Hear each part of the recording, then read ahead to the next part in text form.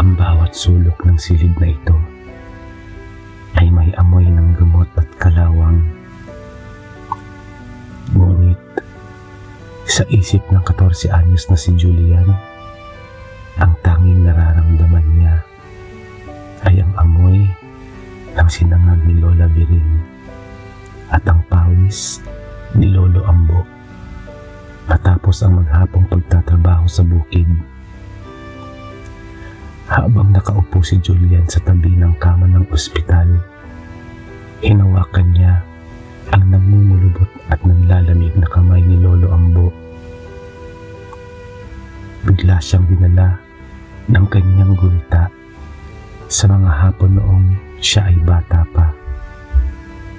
Noong pasan-pasan siya ni Lolo sa kanyang mga balikat habang tinatawid ang sapa. Naaalala niya ang bawat halakhak nila tuwing nanunungkit sila ng mangga. At ang mga gabing tinuturuan siya ni Lola Viring na magbasa sa ilalim ng liwanag ng gasera. Dahan-dahan lang, Julian. Ang boses ni Lola ay tila musika sa kanyang pandinig. Naaalala niya kung paano siya itinatago ni Lola sa likod nito tuwing papaluin siya ng kanyang mga magulang. Si Lola ang kanyang kuta, si Lolo ang kanyang kumpas. Ngunit ang mga alaalang iyon na dating nagbibigay ng init, ngayon ay tila mga patalim na sumasaksak sa kanyang puso. Si Lola Viring ay pumanaw na noong nakaraang buwan dahil sa katandaan.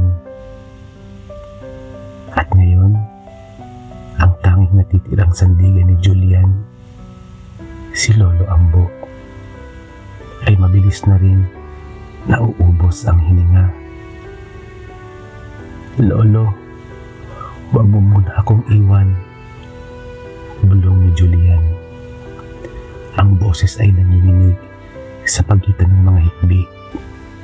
Naaalala niya ang pangako ni Lolo na makikita pa nito ang kanyang pagtatapos sa kolehiyo. Naalala niya ang plano nilang ayusin ang silang bubong ng kanilang dampa pagdating ng tag-araw.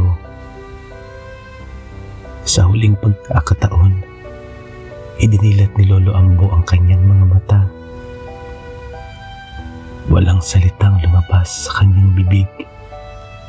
Ngunit, ang isang mahigpit na piga sa kamay ni Julian ay sapat na upang sabihin, "Mahal kita, Apo. Patawad."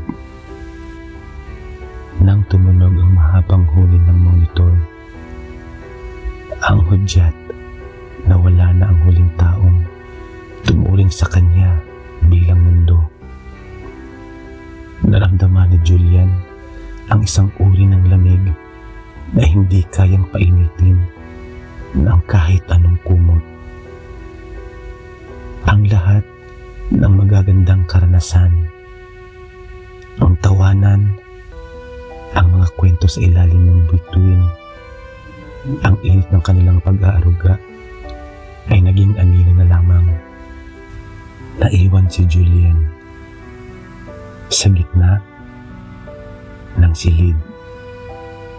Bit-bit ang mga masarap na alaalang masyadong masakit pang hawakan. Dahil alam niyang sa bawat pagpikit niya, doon na lamang niya muling makakasama ang dalawang taong nagturo sa kanya kung paano magmahal.